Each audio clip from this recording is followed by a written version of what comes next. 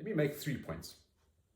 First, I think that South Africa stands poised to make a significant contribution to international affairs at a time when our Trumpian world is sorely in need of leadership that's inclusive and mature.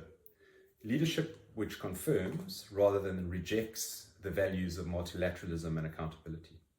Leadership that stands up to the bullying seen by the United States in its targeted use of sanctions against the ICC in this past year.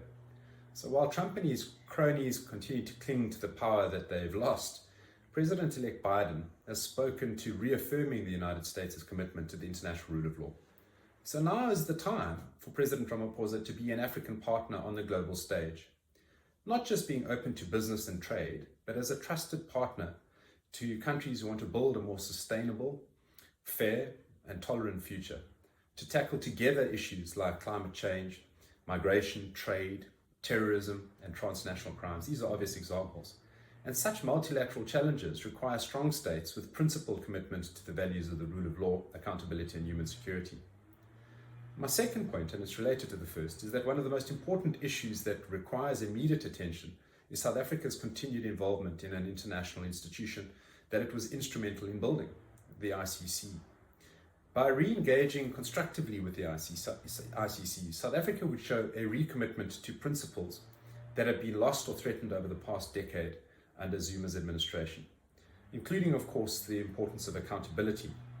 South Africa now has the opportunity to show how a country under a bullying leadership of President Zuma can change its ways. And the US, again, is a case presently in point. Under the bullying leadership of Trump, it's now an important opportunity to show that the United States too can change its ways. It's easy for a new government like Ramaphosa's or Biden's to say that it's committed to accountability domestically. But the obvious parallel and a resounding confirmation of this commitment globally would be to show a deep commitment to the rule of law at an international level. And there really can be no easier or more profound way of doing so than by recommitting to the work of the ICC. So instead of its strategy of rejection and withdrawal thus far, the United States, of course, could withdraw its meritless sanctions that have exemplified Trump's crassness at the international level. And for South Africa could set the tone by working to improve the ICC from within and to help to set the agenda of that institution. That could be done in at least 2 ways. Firstly, South Africa could help solve the issue of immunities, and in particular, constructively debate the problem of heads of state being accused of ICC crimes. And here a course of action for South Africa would see it and others directing efforts at the UN Security Council by insisting that where that council intends to remove immunities from state officials when sending cases to the court, that has to be done unambiguously. That hasn't been done thus far, which has greatly contributed to the lack of clarity around the issue before the ICC. And then, secondly, when dealing with Africa, the Council could be encouraged to improve its consultation process with African states and the African Union in relation to ICC matters. South Africa is ideally suited to contribute to that process of reform and to serve as a bridgehead.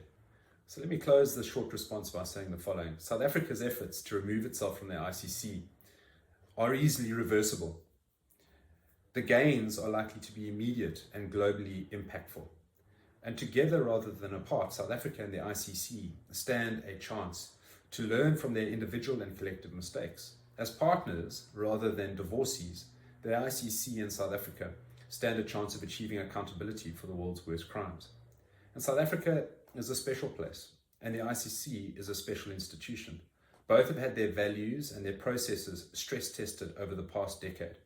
And I'd like to say that the United States similarly seems to have had its values, its processes stress tested over the last 4 years under President Trump. But it's time for renewal, and the timing is good all round. We have a new president coming into the White House, and President Biden, together with President Ramaphosa and other like-minded leaders, will have an opportunity to fix what Trump tried to destroy, which includes multilateralism and the ICC with it. Thank you very much.